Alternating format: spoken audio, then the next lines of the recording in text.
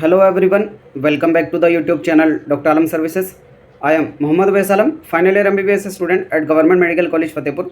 तो अभी इस वीडियो में बात करने वाला हूँ यूपी नीट राउंड 2 के रिजल्ट के बाद उत्तर प्रदेश के अंदर क्या रूल्स रेगुलेशंस रहने वाले हैं स्टूडेंट्स के लिए, एडमिशन का क्या प्रोसेस है, जिनका कॉलेज अपग्रेड हो गया उनको क्या करना है, जिनका अपग्रेडेशन नहीं हुआ है उनको क्या करना है, और जिनका न्यूली अलॉटेड है उनको क्या करना है। सारे रूल्स को एक एक करके पूरा डिस्कशन करेंगे डिटेल में और पूरा एडमिशन प्रोसेस देखेंगे। जो लोग भी चैनल पर नए हो चैनल को सब्सक्राइब करें, वीडियो को लाइक करें और अपने फ्रेंड्स में ज़रूर शेयर करें ताकि हर एक अपडेट आपको रेगुलरली मिलता रहे।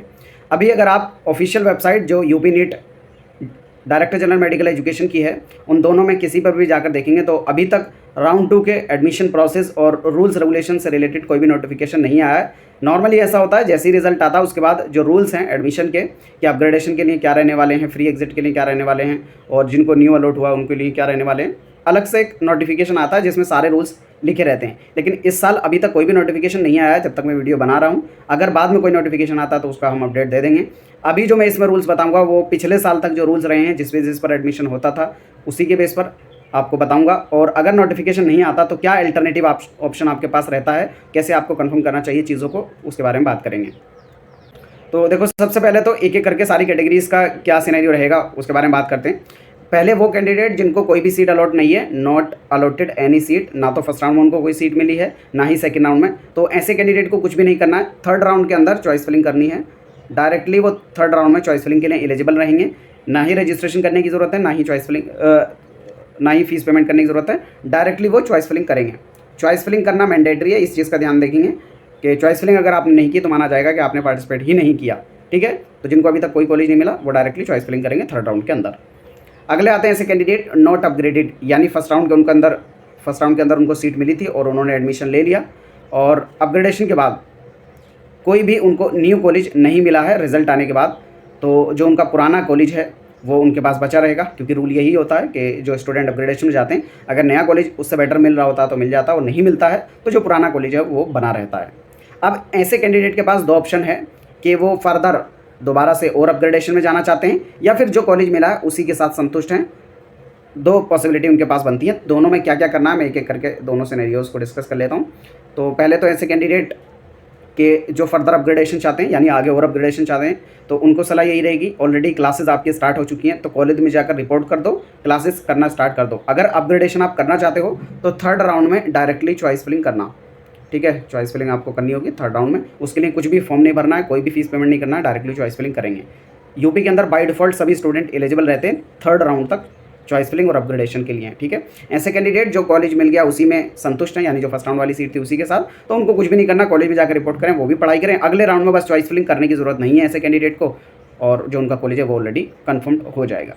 ऐसे कैंडिडेट जिनको फर्स्ट राउंड में कोई सीट मिली थी और उनको अब अपग्रेड होकर न्यू कॉलेज मिल गया है, यानी पुराने से बेटर कॉलेज उनको मिल गया जो उन्होंने चॉइस फिलिंग के अंदर रखा था। या फिर कुछ कैंडिडेट ऐसे भी होंगे जिन्होंने पहले मिला हुआ कॉलेज ही दोबारा से डाल दिया होगा, तो दोबारा अगर 24 सितंबर वाली डेट में उनको कॉलेज अलॉट हुआ है तो जो भी कॉलेज अलॉट हुआ है उस पर जाकर रिपोर्ट करना होगा। अगर जो पहले वाला अलॉटेड कॉलेज है वो आपके अलॉटमेंट लेटर पे दिख रहा है और उसी डेट के साथ, तब आपको रिपोर्ट करने की जरूरत नहीं, अदरवाइज आपको रिपोर्ट करना पड़ेगा। क्योंकि कुछ बच्चों ने ऐसा भी किया होगा कि दोबारा से सेम कॉलेज डाल दिया होगा, तो अगर दोबारा अलॉटमेंट होता है तो एडमिशन प्रोसेस भी आपको दोबारा करना पड़ेगा। इसलिए कहा जाता है कि जब आप अपग्रेडेशन कर रहे हैं तो जो पुराना मिला हुआ कॉलेज है उसको चॉइस फिलिंग के अंदर रखें ही नहीं, सिर्फ उससे बेटर कॉलेजेस को रखें। उसमें से कोई मिल रहा होगा तो ठीक है, नहीं मिल रहा होगा तो जो आपका पुराना वाला कॉलेज है वो ऑलरेडी बचा हुआ रहता है। ठीक है, ऐसे कैंडिडेट को क्या करना है, अपना एडमिशन प्रोसेस कंप्लीट करना है जो भी नया कॉलेज मिला है। अब इनमें थोड़े जो रूल्स रेगुलेशंस हैं उसको लेकर दिक्कत है। अभी मैं बताऊंगा पिछले साल तक क्या रूल्स रहते थे और इस साल के लिए क्या एक्सपेक्टेड बताया गया, क्योंकि कुछ स्टूडेंट के इससे रिलेटेड मैसेजेस आए हैं। तो पहली चीज़ तो ये होगी कि आपको जो भी कॉलेज मिला उस पर जाकर आपको रिपोर्ट करना ही करना है।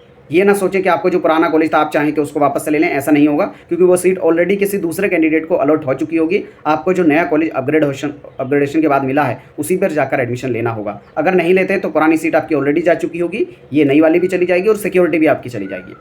ठीक है, अब ऐसे कैंडिडेट के पास दो ऑप्शन है कि उनका अपग्रेडेशन हो गया, अब वो फिर से अपग्रेडेशन में आगे जाना चाहते हैं क्या, या फिर अपग्रेडेशन में नहीं जाना चाहते। दो सिनेरियो आपके पास बचते हैं। अगर फर्दर अपग्रेडेशन में जाना चाहते हैं तो आपको थर्ड राउंड के अंदर फिर से चॉइस फिलिंग करनी होगी, जिसके लिए आपको कुछ भी नहीं करना है, सिर्फ चॉइस फिलिंग करनी है थर्ड राउंड के अंदर मेरिट लिस्ट आने के बाद। दूसरे वो कैंडिडेट जो अपग्रेडेशन नहीं चाहते, यानी जो कॉलेज मिल गया उसी के साथ संतुष्ट हैं, तो वो जाकर भी कॉलेज में अपनी जो एडमिशन फॉर्मेलिटीज़ हैं उनको कंप्लीट करेंगे और कॉलेज के अंदर पढ़ाई स्टार्ट हो चुकी है तो जाकर पढ़ाई स्टार्ट कर देंगे। ठीक है, तो ये रूल्स रहेगा। अभी आगे जो एडमिशन वाला प्रोसेस उसको थोड़ा डिटेल में डिस्कस करूँगा अपग्रेडेशन वाले स्टूडेंट के लिए, अभी बाद में। पहले एक रफ आइडिया दे देता हूँ। फिर ऐसे कैंडिडेट जिनको न्यूली अलॉटेड हैं, यानी उनको अभी अभी कॉलेज मिला, या तो फर्स्ट राउंड के अंदर मिला था, उन्होंने फ्री एग्जिट ले लिया और दोबारा से पार्टिसिपेट किया, आप कोई दूसरा कॉलेज उनको मिल गया या वही कॉलेज मिला, मतलब माने तो वो फ्रेशली अलॉटेड ही जाएंगे ऐसे कैंडिडेट। अपग्रेडेशन के अंदर सिर्फ वही कैंडिडेट माने जाते हैं जिनको पहले कॉलेज मिला था और उन्होंने रिपोर्ट कर दिया था पुराने कॉलेज में और फिर अब नया कॉलेज मिला है, तो वो अपग्रेडेशन के अंदर माने जाते हैं। उसके अलावा सभी कैंडिडेट यहाँ पर न्यूली अलॉटेड माने जाएंगे क्योंकि उनके पास खुद के डॉक्यूमेंट ओरिजिनल अवेलेबल होंगे। ऐसे कैंडिडेट को क्या करना है कि जो उनको नया कॉलेज मिला है वहाँ पर जाकर एडमिशन फॉर्मेलिटी पूरी करनी है।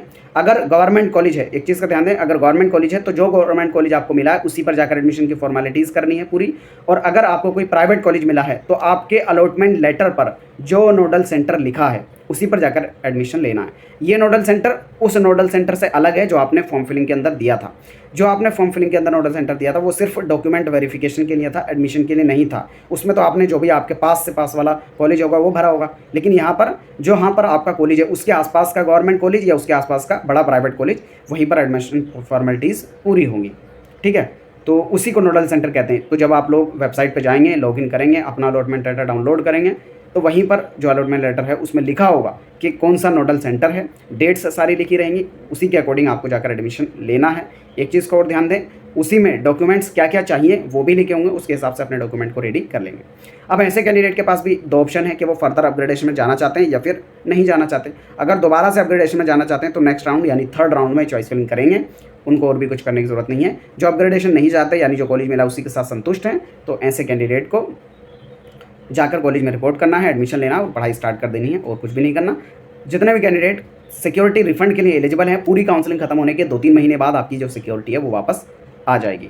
ठीक है, तो ये मोटा मोटा आइडिया हो गया। अब बात करते हैं उन कैंडिडेट की जिनका अपग्रेडेशन हुआ है, क्योंकि उनके जो डॉक्यूमेंट्स हैं वो ऑलरेडी पुराने कॉलेज के अंदर जमा होंगे। तो ऐसे कैंडिडेट को बहुत कन्फ्यूजन आ रही है क्योंकि नया नोटिफिकेशन कोई भी यूपी डीजीएमई की तरफ से नहीं आया कि आपके क्या रूल्स रहने, आपको डॉक्यूमेंट लेने जाना है या नहीं आना है। क्योंकि ऑल इंडिया में तो सिंपल सा रूल है कि जो आपका पुराना कॉलेज था वहाँ पर जाकर पहले आपको रिलीविंग लेटर लेना होता था और वहाँ से अपने डॉक्यूमेंट खुद से वापस लाने होते थे, खुद से फीस वापस लानी होती थी और फिर नए कॉलेज में रिपोर्ट करते थे।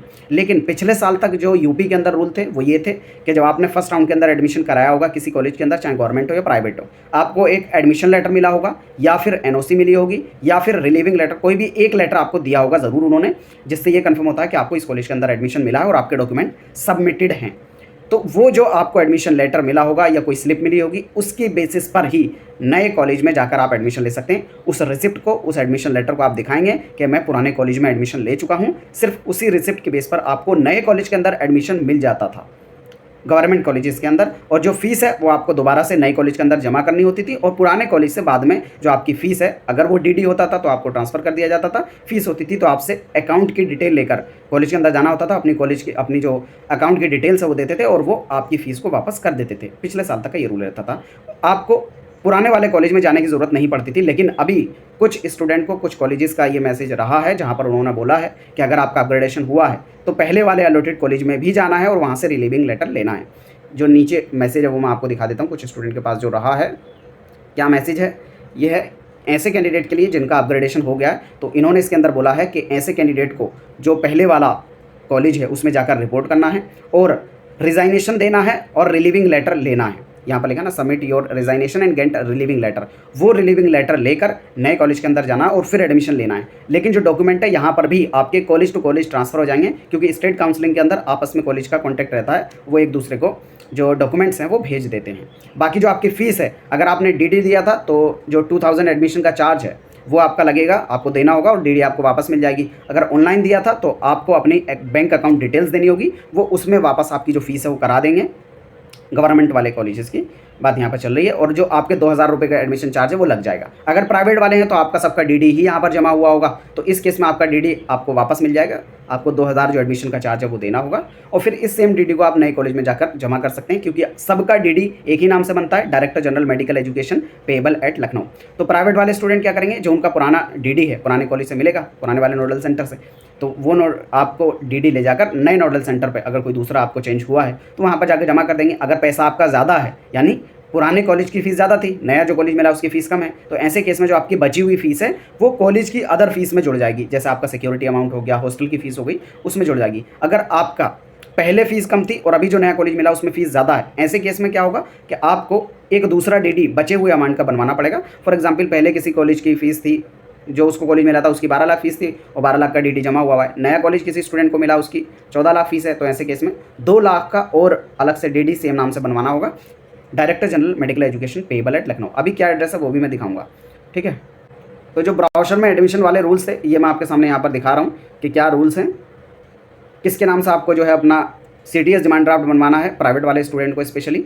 यह महानिदेशक चिकित्सा शिक्षा एवं प्रशिक्षण उत्तर प्रदेश लखनऊ के पक्ष में दे हो, इस नाम से आपको जो है बनवाना है। अगर हिंदी में बनवाना है तो, अगर इंग्लिश में बनवाना है तो किस नाम से बनवाना होगा, director general medical education payable eight Lucknow, इस नाम से आपको जो है अपना बनवाना होगा। क्या क्या डॉक्यूमेंट्स आपको ले जाने होंगे इस चीज़ का ध्यान दें, जो आपका नोडल सेंटर अलॉटमेंट लेटर में लिखा है उसी पर जाना है, ठीक है। ऐसा नहीं प्राइवेट वाले के प्राइवेट कॉलेज में पहुँचे हैं जो आपको मिला है, वो नहीं करना। क्या क्या डॉक्यूमेंट्स ले जाने ये आपके अलॉटमेंट लेटर पर भी लिखे होंगे और यहाँ पर फिर से मैंने एक बार दिखा दिए हैं। यहाँ से आप अपने हिसाब से देख लेना, जो भी डॉक्यूमेंट के लिए आप एलिजिबल हैं वो सारे डॉक्यूमेंट आपको ले जाने होंगे, ठीक है। ये डॉक्यूमेंट सारे ले जाकर आपको एडमिशन कॉलेज के अंदर लेना है। और यहाँ पर आपको डेट्स का भी ध्यान रखना है, जो डेट्स दी गई हैं एडमिशन की। अलॉटमेंट लेटर डाउनलोड करने के बाद जो आप वेबसाइट से जाकर डाउनलोड कर सकते हैं, अगर अभी तक नहीं किया है तो 25 से 27 तक करेंगे और फिर उसके बाद 29 से 30, फिर उसके बाद 2 की छुट्टी रहेगी और 3 तारीख को आप करेंगे। तो बीच में कई सारी छुट्टियाँ हैं, इस चीज़ का ध्यान देंगे।